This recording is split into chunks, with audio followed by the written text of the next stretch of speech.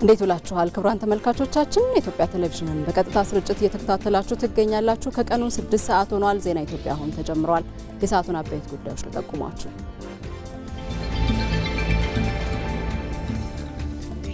ኢትዮጵያ ብሔራዊ ጥቅሟንና ደህንነቷን ለማረጋገጥ የምታደርገው የባህር በር ፍለጋ ጥረት ታሪካዊ ምዕራፍ ላይ ደርሷል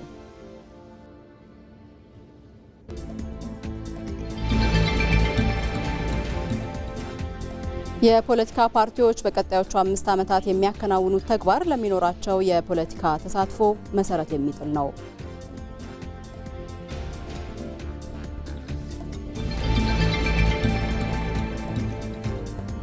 ከውጪ ኢራን የአሜሪካ የጦር ሰፈሮች በሚገኙባቸው ኩዌትና ባህሬን ላይ የሚሳኤልና የድሮን ጥቃት ሰነዘረች።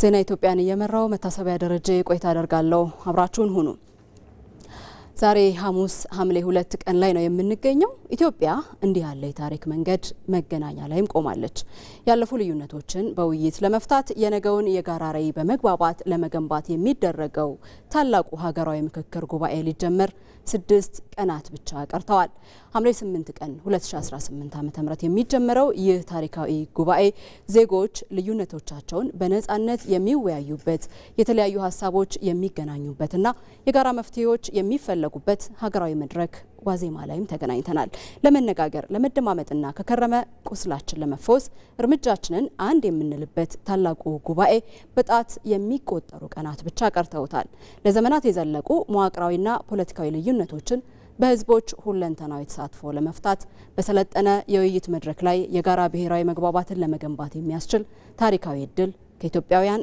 ፊት ቀርቧል እንደ ኢትዮጵያ ባሉ የተለያዩ ባህሎችና የፖለቲካ አመለካከቶች ባሉባቸው ሀገራት ውስጥ የአንድ ወገንን ሀሳብ ብቻ በመጫን መጓዝ ዘላቂ መፍትሄ ሊያመጣ አይችልም ይልቁንም ልዩነቶችንና ብዝሃነትን ያቀፈና በሁሉም ኢትዮጵያውያን ቅቡልነት ያለው መንግስታዊ መዋቅር ለመገንባት በር የሚከፈትበት የታሪክ አጋጣሚም ጭምር ነው ይህ ሂደት በኢትዮጵያ የዲሞክራሲ ስርዓት ግንባታን በማጠናከር ለመጪው ትውልድ በሰላም በመተማመንና በመተባበር የሚኖርባትን ሀገር ለማስረከብ ትልቅ ታሪካዊ እድል መሆኑን በመገንዘብ ለዚህ ታላቅ መድረክ ስኬታማነት ሁሉም ኢትዮጵያዊ የበኩሉ ሊወጣ ይገባዋል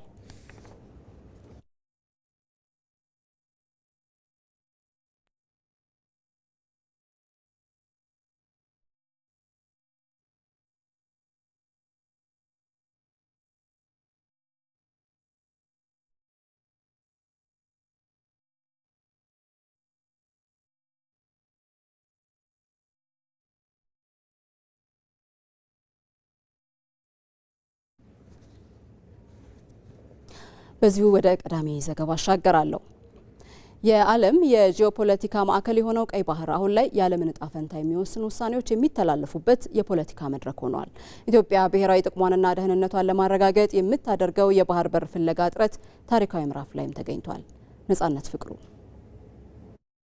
የዓለም አቀፍ ንግድና የጂኦፖለቲካ ማዕከል በሆነው ቀይ ባህርና የኤደን ባህረ ሰላጤ አካባቢ እየታየ ያለው ሽኩቻና ስትራቴጂካዊ ለውጥ የቀጠናውን ሀገራት ትኩረት በከፍተኛ ሁኔታ የሚስብ ነው። ይህ ሰማያዊ መስመር የውሃ አካል ብቻ ሳይሆን የዓለምን ዕጣ ፈንታ የሚወስኑ ውሳኔዎች የሚበየኑበት የፖለቲካ መድረክ ጭምር ሆኗል። በዚህ መድረክ አብሮ መዋኘት የማይችል ሀገር በማዕበሉ ተገፍቶ የሚጣል ይሆናል።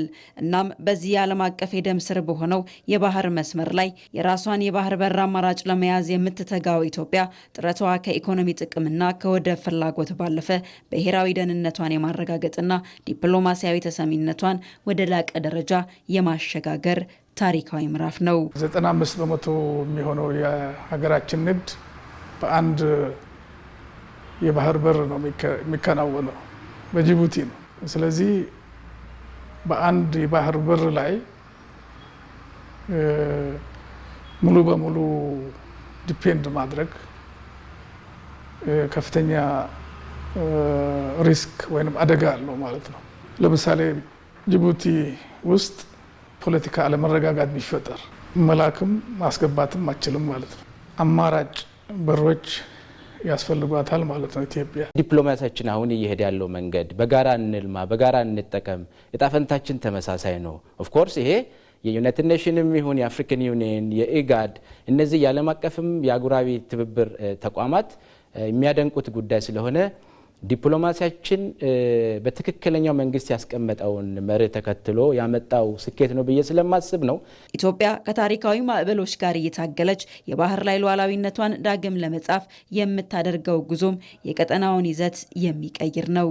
ይህ ቀጠና ሰላሙ ሲናወጥ የዓለም አቅርቦት ሰንሰለት እንደሚናጋ በቅርብ ዓመታት የታዩት የባህር ላይ ወንበዴነትና የታጠቁ ኃይሎች ጥቃቶች ማሳያ ናቸው። ከዚህ ከተደራጁ ወንጀሎችና በህገወጥ የመሳሪያም የሰው ሌሎች ክሁነቶችን የሚከውኑ ባህር ዋነኛ መንገዳቸው ያ ማለት የባህር በር የሌለው የነሱን ዝግጅት የነሱን መንገድ የነሱን ውህነት ማጥናት መተንተን የማይችል መንግስት እነሱ መከላከል አይችልም። የባህሩን ደህንነት ብቻ ሳይሆን የሚያስጠብቀው ሌሎች የመንግስትንና ህዝብን አደጋ ላይ የሚጥሉ እንቅስቃሴዎችን አደረጃጀቶችን የሚከላከልበት ስለሆነ በቀጥታ የሚቆራኙ ጉዳዮች ናቸው። በዚህ አስፈሪና ስትራቴጂካዊ ሁኔታ ውስጥም በህዝብ ብዛትና በኢኮኖሚ እድገት በቀጠናው ግዙፍ ኃይል የሆነችው ኢትዮጵያ የባህር በር አልባ ሆና መቀጠሏ በታሪኳና በእድገቷ ላይ የራሱን ጥላና ተጽዕኖ አሳድሮ ቆይቷል። የሞገዶች አለመረጋጋት የሩቅ ሀገራትን ገበያ እንኳን ሳይቀር ያናውጣል። እንደዚህ አይነት የሰላምና ደህንነት ችግሮች ሲፈጠሩ ደግሞ ለመፍታት እንደ ኢትዮጵያ አይነተኛ መፍትሄ ያለው ሀገር አይገኝም። የባህር ኃይሉ ስራ የነበረው ይሄ የማሪታይም እንቅስቃሴ እንዳይደናቀፍ ከላይ እስከ ታች የመጨረሻው ከራስ ካሳር እስከ ራስ ዱሜራ ያለውን የባህር ክልል በመጠበቅ የማሪታይምን ሰላም ዓለም አቀፍ ደረጃውን እንደጠበቀ እንዲንቀሳቀስ ያደርግ ነበር። ይህ ታላቅ አገርን በየብስ የመቆለፍ እውነታ ግን ለዘላለም የሚቀጥል አይደለም። በአሁኑ ወቅት ኢትዮጵያ የምታደርገው የአማራጭ የባህር በር ፍለጋ ጥረት ይህንን የታሪክ ስህተት ለመቀየርና አዲስ ምዕራፍ ለመክፈት ያለመ የቁርጠኝነት መንገድ ነው። ተፎካካሪ የፖለቲካ ፓርቲዎች በፓርላማ ውስጥም ሆነ ከፓርላማ ውጪ መንግስት በሚመሰርተው ፓርቲ ላይ ተገቢውን ድጋፍና ተቃውሞ በማቅረብ ለዲሞክራሲያዊ ስርዓት መጠናከር ሊሰሩ ይገባል።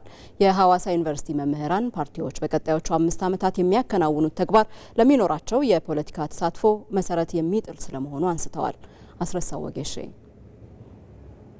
7ኛው ጠቅላላ ምርጫ በኢትዮጵያ የምርጫ ታሪክ ከፍተኛ የህዝብ ተሳትፎ የታየበት ሆኖ አልፈዋል። በምርጫው ጠንካራ ተሳትፎ ሲያደርጉ የነበሩ ተፎካካሪ የፖለቲካ ፓርቲዎችም ከህዝብና ከመንግስት ጋር በቅርበት በመስራት ለዲሞክራሲያዊ ስርዓት መጠናከር ኃላፊነታቸውን ሊወጡ እንደሚገባ በሐዋሳ ዩኒቨርሲቲ የስነ ዜጋና ስነ ምግባር መምህሩ ብሩክ ደስታ ገልጸዋል። ቀጣይ ምርጫ እስኪደረግ ድረስ የሚኖረን 5 ዓመት እነዚህ ተፎካካሪ ፓርቲዎች በይበልጥ ለህዝቡ የሚቀርቡበት ጊዜ ነው ማለት ነው። ምክንያቱም ሀሳቦቻቸውን በደንብ ማቅረብ የሚችሉበት፣ ራሳቸውን የሚያደራጁበት፣ አሰራራቸውን የሚያስተካክሉበትና በቀጣይ ጊዜ ራሳቸውን ወደ ውድድር መድረክ ይዘው የሚመጡበት እንደመሆኑ አንጻር ከአሸናፊው የፖለቲካ ፓርቲ ጋር ለዲሞክራሲያዊ ስነ ምህዳር መስፋት በጋራ መስራትን የሚለማመዱበት ወይም ደግሞ ለዛ ራሳቸውን ዝግጁ የሚያደርጉበት ነው። ተፎካካሪ ፓርቲዎች አብላጫ ድምፅ አግኝተው አያሸንፉ እንጂ ድምፅ የሰጣቸው ህዝብ አለ። እነርሱም ቢሆኑ ለሀገርና ለህዝብ የሚበጁ የተለያዩ አጀንዳዎችን አቅርበዋል። እነዚህን አጀንዳዎች ተፈጻሚ በማድረግ የሀገርንና የህዝብን ተጠቃሚነት ለማረጋገጥ ከመንግስት ጋር በትብብር መስራትም የተፎካካሪ ፓርቲዎች ኃላፊነት ነው ይላሉ በሐዋሳ ዩኒቨርሲቲ የህዝብ አስተዳደር መምህሩ ዶክተር አየላ ዳቱ። በሀገር ግንባታ ላይ የጋራ ጠንካራ ስራ መስራት አለባቸው ብዬ አምናለሁ። አንደኛ በሀገር ሰላም ላይ፣ በሀገር አንድነት ላይ፣ በሀገር ሉዓላዊነት ላይ የጋራ ስራ መስራት ይጠበቅባቸዋል። ፓርቲዎቹ ብናሸንፍ ብለው ቃል ለገቡለት ሀገርና ህዝብ ጥቅም መረጋገጥ ደግሞ በቅንጅት ሊሰሩ እንደሚገባ ምሁራን አሳስበዋል። ሀገርን በሚጠቅሙ ጉዳዮች ላይ፣ ማህበረሰብን በሚጠቅሙ ጉዳዮች ላይ፣ ዜጎችን በሚጠቅሙ ጉዳዮች ላይ የሀገርን ሰላም የመጠበቅ የህዝብን ደህንነት የማስቀደም ስራዎችን ከመንግስት ጋር በጋራ የመስራትን ሚና መለማመድ ይጠበቅብናል ማለት ነው። በምርጫ ተበልጠው ተሸናፊ ሊሆኑ ይችላሉ እንጂ የህዝብ ጠባቂ የህዝብ ድምጽ ነው መቆም ያለባቸው ፓርቲ ናቸው። ፓርቲዎቹ በምርጫ ወቅት የነበራቸውን ፉክክር ወደ ትብብር በማሸጋገር በተለያዩ ሀገራዊ ጉዳዮች ላይ በጋራ ሊቆሙ እንደሚገባም ተመላክተዋል። ባለፉት ዓመታት በወሰን ተሻጋሪ የበጎ ፈቃድ አገልግሎት አዎንታዊ ውጤት ተመዝግቧል። አምስተኛው ዙር ሀገር አቀፍ ወሰን ተሻጋሪ ወጣቶች የበጎ ፈቃድ አገልግሎት ማስጀመሪያ መርሃ ግብር ደግሞ በሐዋሳ ተካሂዷል። ሚካኤል ገዙ አምስተኛ ዙር ላይ የደረሰው ሀገር አቀፍ ወሰን ተሻጋሪ ወጣቶች የበጎ ፈቃድ አገልግሎት የዘንድሮ ማስጀመሪያ መርሃ ግብር በሐዋሳ ተካሂዷል። በዘመቻው በመላ ሀገሪቱ በ14 አይነት የበጎ ፈቃድ አገልግሎት ዘርፎች ወጣቶች ተሳትፎ ማድረግ የማህበረሰብ አገልግሎት የሚሰጡ ይሆናል። የሴቶችና ማህበራዊ ጉዳይ ሚኒስትር ዶክተር ኤርጎጌ ተስፋዬ በወሰን ተሻጋሪ የበጎ ፈቃድ አገልግሎት ተግባራት አዎንታዊ ውጤት የተመዘገበ ስለመምጣቱ ተናግረዋል። ተደራሽነቱን በማስፋት የተጠቃሚና ተሳታፊ ወገኖች ለማሳደግ የፌዴሪ ሴቶችና ማህበራዊ ጉዳይ ሚኒስቴር ባለፉት ዓመታት የአሰራር ማዕቀፍ በመቅረጽ ባካሄዳቸው ሰፊ የግንዛቤና የንቅናቄ ስራዎች የወጣቱንና የህብረተሰቡን ተነሳሽነትና የባለቤትነት ስሜት ከጊዜ ወደ ጊዜ እንዲያድግ ማድረግ ተችሏል። በባለፉት ዓመታት ወጣቱ በበጎ ፈቃድ ነጻ አገልግሎት በመስጠት በከፍተኛ የገንዘብ ወጪ ሊሰሩ የሚችሉ ተግባራትን እያከናወነ መጥቷል። ርዕሰ መስተዳድር ደስታ ሌዳሞ በጎ ፈቃደኞቹ በሚሰማሩበት አካባቢ ሁሉ ለሀገር ልማትና አብሮነት አርአያ በመሆን ሌሎች ተከታዮችን ማፍራት እንደሚጠበቅባቸው ገልጸዋል። በሁሉም አካባቢዎች ያሉ ወጣቶች በብዙ ሚሊዮኖች የሚቆጠሩ ዛሬ እናንተ ይዛችሁ የምትነሱትን ተግባር አንግቦ በዚህ ክረምት ይንቀሳቀሳሉ። እነዛ ሁሉ በውጤታማነት የተሰጣቸውን 14ቱንም አጀንዳ ፈጽመው እንዲገኙ እናንተ ምሳሌ ሆናችሁ የማስተባበር የመቀስቀስና የመምራት ሚና እንድትወጡ የማስጀመሪያ ስነ ስርዓት ላይ በጎ ፈቃደኛ ወጣቶቹ ከስራ ኃላፊዎች ጋር በመሆን አረንጓዴ አሻራቸውን አኑረዋል። በቀጣይ ቀናት ደግሞ ወደ ተለያዩ አካባቢዎች በመንቀሳቀስ ማህበራዊ ኃላፊነታቸውን መወጣት ይጀምራሉ። በዚህም ከሚኖሩበት አካባቢ ውጪ የኢትዮጵያን መልክና የማህበረሰብ እሴቶችን እንዲያውቁ ትልቅ እድል የሚፈጥር ይሆናል። የበጎ ፈቃድም ሆነ የተለያዩ ወጣቱን የሚያነቃቃ ስራ ከተሰራ ከስር ያለው ወጣት ከፍ እያለ በሄደ ቁጥር ከሌላው ማህበረሰብ ጋር እየተገናኘ በደንብ በሄደ ቁጥር ለሌላው ማህበረሰብ ጥላቻም ይሁን ምንም አይነት እንትን አይኖረውም። ባህሉን የሌላውን ባህል እያወቀ እያከበረ ነው የሚቀጥለው። ትልቁ ነገር የአንዱን ባህል ማወቅ፣ የአንዱን ቋንቋ ማወቅ ለዛሬ ለወጣቶች ነገ ላይ ለምናደርጋቸው እንቅስቃሴዎች ላይ ለነገይቷ ኢትዮጵያ ለመገንባት ትልቅ ነገርን ይዞ ይመጣል ብዬ አስባለሁኝ። ቀጣይ ኢትዮጵያ ተረካቢ ወጣቶች ነን። እኛ ወጣቶች እስከሆንን ድረስ ኃላፊነት አለን። ሀገራችንን ከሰላም አኳያ፣ ከኢኮኖሚ አኳያ፣ ከመሰረተ ልማት አኳያ ሀገራችንን የመጠበቅ ግዴታ አለብን። ስለዚህ ዘረኝነትን ትተን ጎሰኝነትን ትተን እሴቶቻችን የኛን እሴት ያሉን ሀብቶቻችንን በመጠበቅ ሁላችንም የራሳችንን አስተዋጽኦ መወጣት አለብን። በዘንድሮው የክረምት ወጣቶች በጎ ፈቃድ አገልግሎት ከ25 ሚሊዮን በላይ ወጣቶችን በማሳተፍ ከ53 ሚሊዮን በላይ የማህበረሰብ ክፍሎችን ተጠቃሚ ማድረግ እቅድ ተይዟል። ጠቅላይ ሚኒስትር አብይ አህመድ የዘንድሮውን የክረምት የበጎ ፈቃድ አገልግሎት ሰኔ 11 ቀን 2018 ዓ.ም አስጀምረዋል። ትላንት ሐምሌ 1 ቀን 2018 ዓ.ም ደግሞ በሐዋሳ የተጀመረውና 43 ሚሊዮን ዜጎች እንደሚሳተፉበት የሚጠበቀው የዘንድሮ የበጎ ፈቃድ አገልግሎት 14 አይነት አገልግሎቶች ይከናወኑበታል። ባልደረባችን አልጋነሽ ተካ በዚህ ጉዳይ ላይ ከሴቶችና ማህበራዊ ጉዳይ የወጣቶች ዘርፍ ሚኒስትር ዴኤታ ሙና አህመድ ጋር ቆይታ አድርጋለች። ተከታትለን እንመለስ። ወይዘሮ ሙና አህመድ የሴቶችና ማህበራዊ ጉዳይ ሚኒስትር ዴኤታ ለቃለ መጠይቁ ፈቃደኛ ስለሆኑ አስቀድሜ አመሰግናለሁ። እኔም እጅግ አድርጌ አመሰግናለሁ።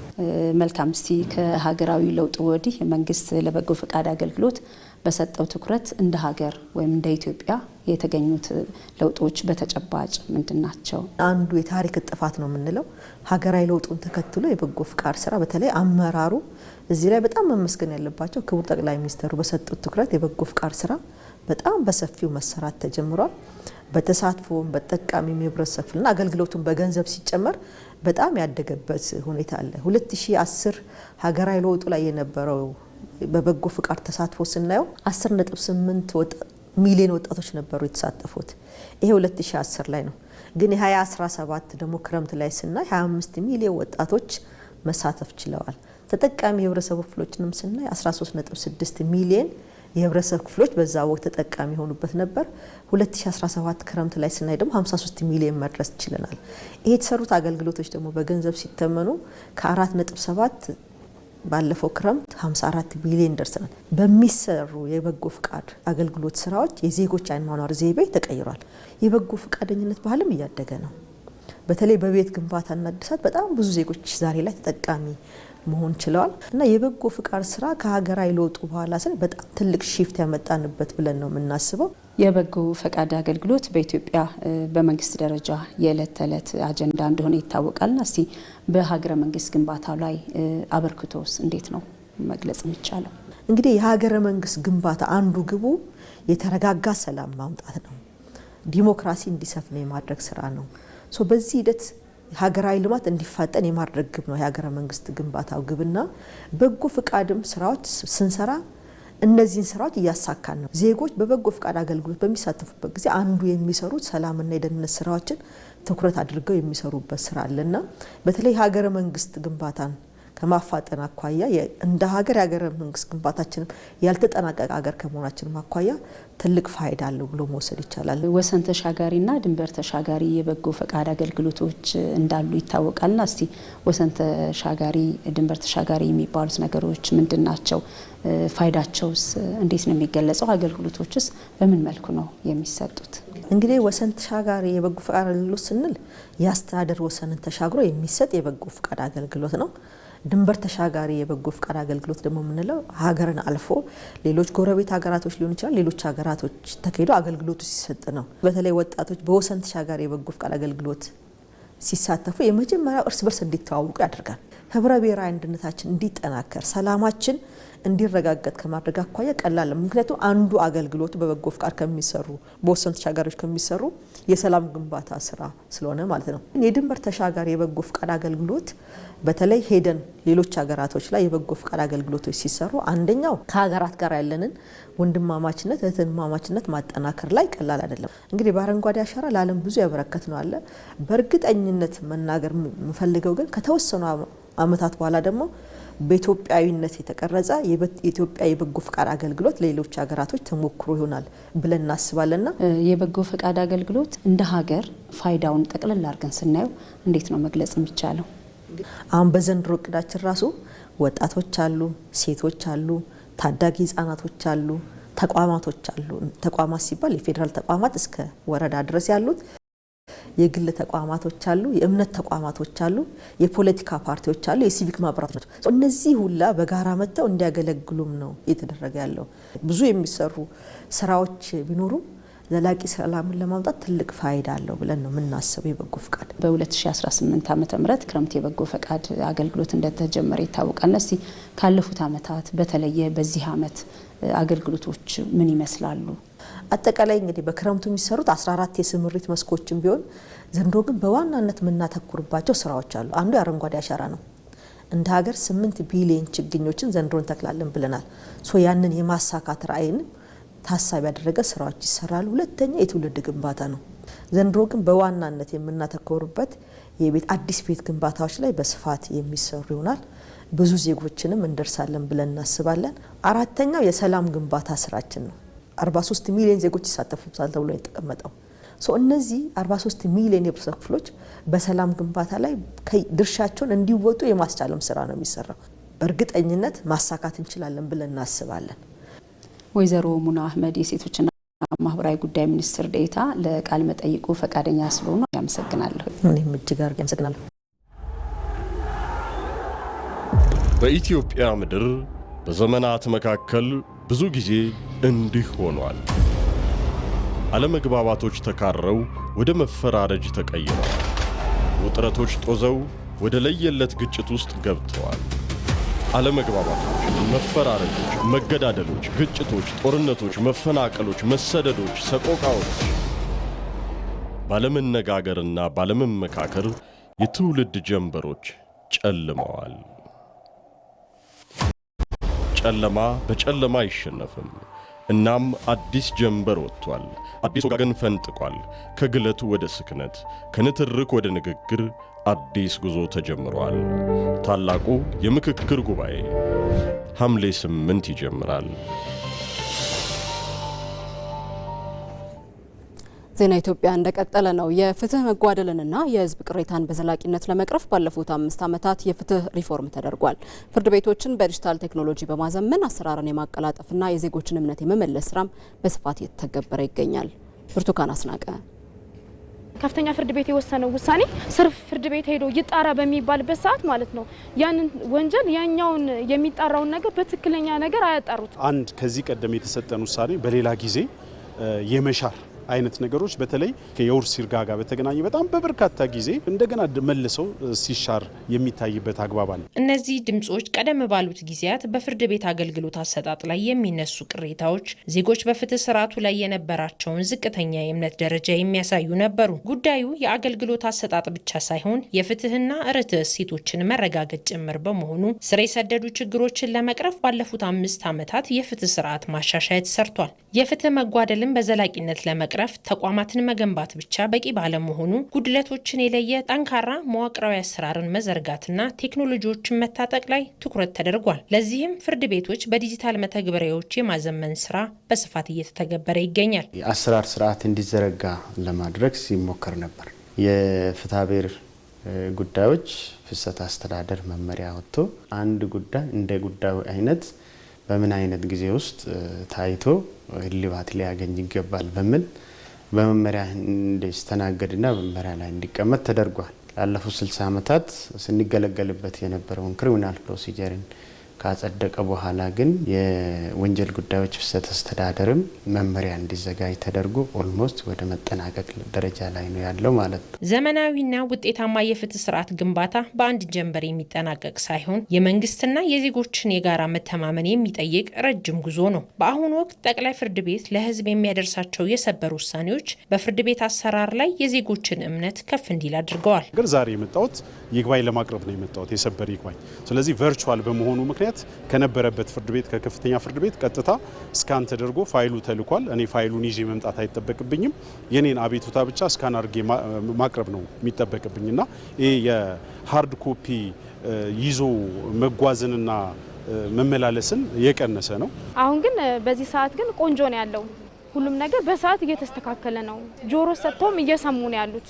የሰበር ውሳኔ እንግዲህ እንደ ሀገሪቷ የመጨረሻ ውሳኔ ነው። እንደ ህግ ትርጉምም የምንጠቀምባቸው ነው። ይሄ ደግሞ ታትሞ እየወጡ ነው። ብዙ ኮንትራዲክሽን ያለባቸውን ወጥ የሆነ ትርጉም በመስጠት ለህዝብ ተደራሽ መሆኑ በጣም ጥሩ ነው። የፍርድ ቤት አገልግሎት አሰጣጥ ሂደቶችንና የባለሙያዎችን ብቃት ለመከታተል የሚያስችሉ መመሪያዎችና ደንቦች በተደጋጋሚ ተዘጋጅተዋል። እነዚህ አሰራሮች በቴክኖሎጂ የተደገፉ በመሆናቸው የፍትህ ሂደቱን በማቀላጠፍ ረገድ ከፍተኛ ሚና እየተጫወቱ ነው።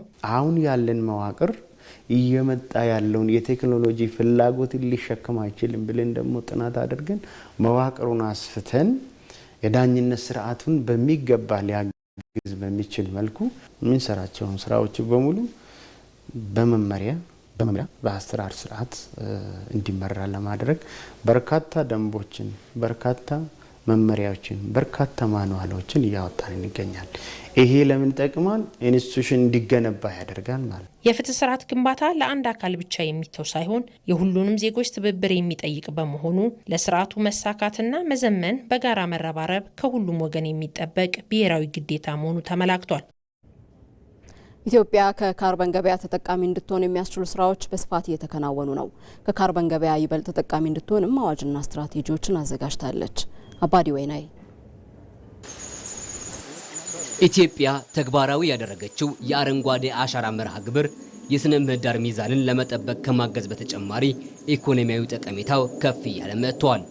የደን ሽፋኑን በማሳደግና የተራቆቱ መሬቶች እንዲያገግሙ በማድረግ ረገድ የተመዘገቡ ስኬቶች ለካርበን ሽያጭ አዲስ በር ከፍተዋል። በወላይታ ዞን በዳሞት ተራራ ተራቁቶ የነበረ ቦታ እንዲያገግም በመደረጉ የተፈጠረው ደን አሁን ላይ ከካርበን ሽያጭ በየዓመቱ ገቢ እያስገኘ ነው። 180 ሺህ ሜጋቶን ካርቦን ዳይኦክሳይድ ነው በአሁኑ ሰዓት የተሰበሰበው እና የተሸጠው። ስለዚህ ለዛ ክፍያ ሁሉ መጥቶልናል። ስለዚህ እስከ 21 ሚሊዮን ብር የሚያክል ገንዘብ ከካርቦን ክፍያ ተገኝቷል ማለት ነው። ዳሞት ተራራን ጨምሮ በተለያዩ አካባቢዎች በተሰሩ የደን ልማት ስራዎች ከካርበን ሽያጭ ገቢ እየተገኘ ነው። ይህም የኢትዮጵያን የአረንጓዴ አሻራ ስራ ይበልጥ ለማስፋትና የዘርፉ ተዋንያን ተጠቃሚ እንዲሆኑ እያስቻለ ነው። ሁምቦ ትንሽ አካባቢ ላይ ተጀመረ፣ ባሌ ሰፋ ያለ ቦታ ድረስ፣ ከዛ ደግሞ ኦሮሚያ እንደ ክልል አሁን እንደ አገር አቀፍ የሆነ የካርበን ፕሮግራም ቀርጸን ትልቅ ውጤት ለማምጣት እየሰራ እንገኛለን። ስለዚህ ከታች የነበረው ልምድ በደንብ እየተቀመረ ወደ እስከ አገር አቀፍ ፕሮግራም ድረስ ደርሷል። ይሄ በደኑ ሴክተር ያለው ደግሞ ቀጥሎ ደግሞ ሌሎች ሴክተሮች ላይ ያለውን ይሄ ልምድ ወደ ሌሎች ሴክተሮች ላይ እየሄደ አገር እንደ ሀገር የበለጠ ተጠቃሚ የምትሆንበት ሁኔታዎች ከፊት ለፊታችን አሉ ማለት ነው። በአረንጓዴ አሻራ በተከናወኑ ስራዎች ኢትዮጵያ ከካርበን ንግድ ተጠቃሚ እንድትሆን ከፍተኛ አቅም ፈጥረዋል። በአሁኑ ሰዓት የደን መመናመን በከፍተኛ ሁኔታ እየቀነሰ ይገኛል እና መመንጠር በጣም እየተቀነሰ ይገኛል። የደን ሽፋናችን እየጨመረ ነው ያለው። በጣም ብዙ ደግሞ መሬት ላይ እየተሰሩ ያሉ ስራዎች አሉ ማለት ነው እና እነዚህ በደኑ ሴክተር በጣም ትልቅ የካርበን ክሬዲት ልናመነጭ የሚያስችሉን አጋጣሚዎችና ምቹ አጋጣሚዎች መሬት ላይ እንዳሉ ያሳያል። ይህንን ደግሞ በተግባር የሚያሳዩ ፕሮጀክቶችም እና በክልል አቀፍ በአገር አቀፍ ደረጃም እየተተገበሩ ያሉ ስራዎች አሉ ማለት ነው በኢትዮጵያ ውስጥ። የካርበን ንግድ ከፍተኛ ጥንቃቄ የሚጠይቅ በመሆኑም ዘርፉ የሚመራበት አዋጅና ስትራቴጂዎች ተዘጋጅተዋል። የተጀመሩ ስራዎች ይበልጥ ሰፍተው ሀገራችን ከመሬት ላይ ከዚህ ከአረንጓዴ አሻራ መርሃ ግብር ከምታገኘው ጥቅም ማህበረሰባችን ከሚያገኘው ጥቅም በተጨማሪ ደግሞ ከዓለም አቀፉ ማህበረሰብም ከሀገር ቤት ካሉ የፕራይቬት ሴክተሮችም ጭምር ከካርበን ንግድ ደግሞ ተጨማሪ ኦፖርቹኒቲ እያገኘን ተጨማሪ ገቢ እያገኘን በዛ ገቢ እንደገና ተጨማሪ ደን እንድንፈጥር፣ ተጨማሪ አፈር እንድንጠብቅ፣ ተጨማሪ ውሃ እንድንፈጥር፣ ተጨማሪ ዝናብ ማምጣትን የሚያስችሉ ስራዎችን እንድንሰራ የህግ ማዕቀፍ ሆኖ መጥቷል። የአረንጓዴ አሻራ ስራው የአየር ንብረት ለውጥን ከመከላከል ባለፈ የተተከሉ ዛፎች ወደ ገንዘብ የሚቀየሩበትን ዓለም አቀፍ የኢኮኖሚ እድል ለኢትዮጵያ ከፍቷል። ይህም በዘርፉ ለሚሰማሩ አካላት ከፍተኛ መነቃቃትን እየፈጠረ ነው። የውጭ ዜና። አሜሪካ በኢራን ላይ የሰነዘረችውን አዲስ ጥቃት ተከትሎ ኢራን የአሜሪካ የጦር ሰፈሮች በሚገኙባቸው ኩዌትና ባህሬን ላይ የሚሳይልና የድሮን ናዳ አዝንባለች። የአሜሪካ ማዕከላዊ ዕዝ በሰጠው መግለጫ የሆርሙዝ ወሽመጥን ለዓለም አቀፍ የንግድ መርከቦች ክፍት ለማድረግ ሲል በኢራን ላይ ተጨማሪ ጥቃቶችን መፈጸሙን አረጋግጧል። ይህ የአሜሪካ እርምጃ ማክሰኞ ዕለት በወሽመጡ በሚጓዙ 3 የጭነት መርከቦች ላይ ለደረሰው የቦምብ ጥቃት የተሰጠ የአጸፋ ምላሽ መሆኑ ተመላክቷል። የአሜሪካው ፕሬዝዳንት ዶናልድ ትራምፕ በጉዳዩ ላይ በሰጡት ማብራሪያ ከቴሄራን ጋር ተደርሶ የነበረው ጊዜያዊ የተኩስ አቁም ስምምነት አክትሞለታል ብለው ያምናሉ። ትራምፕ ኢራንን ታማኝነት የጎደላቸው ህዝቦች ሲሉ የወቀሱ ሲሆን ድርጊቱ ከተደገመ እርምጃው የከፋ እንደሚሆንም አስጠንቅቀዋል። ይሁን እንጂ ሁኔታው በፍጥነት እንደሚረግብና ወደ ሙሉ ጦርነት እንደማያመራ ያላቸውን እምነትም አክለዋል። የኢራን አሜሪካ የጦር ሰፈሮች በሚገኙባቸው ኩዌትና ባህሬን ላይ ለ5 ተከታታይ ሰዓታት የዘለቀው የሚሳይልና የድሮን ጥቃትም ፈጽማለች። የቀጠናውን የሰላም ጥረት አደጋ ላይ የጣለው ይህ የኃይሎቹ ፍጥጫ ወዴት ያመራል የሚለው የብዙዎች ስጋት ሆኗል ሲል የዘገበው ሮይተርስ ነው። ዜና ኢትዮጵያ አሁንም እንደቀጠለ ነው። የቢዝነስና ስፖርት ዘገባዎች ደግሞ ቀጣይ አየሩን